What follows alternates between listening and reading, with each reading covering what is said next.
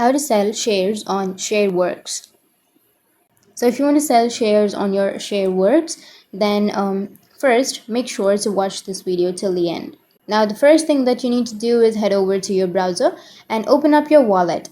And once you open up your wallet, what you need to do is just log into your account. And once you're logged into your account, click in the wallet option, which will be on the middle of your screen. And once you click on it, what you need to do is check your available balance. And once you have checked your available balance, what you need to do is on the top, click on investments, and then on the search bar simply try pin Morgan Stanley, and once you click on it you can see the available information provided for that stock. What you need to do is, in order to sell that stock, simply scroll down. Once you have brought it, now you can simply go for the right side of your screen, which has that three dots icon under that stock.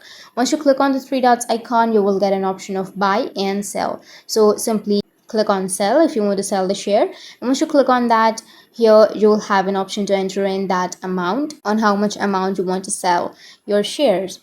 And once you're done with that, click on sale and enter in your pin number.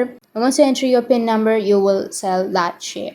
So that's how you can sell shares on Shareworks. And if you have any questions, feel free to comment below. Thanks for watching.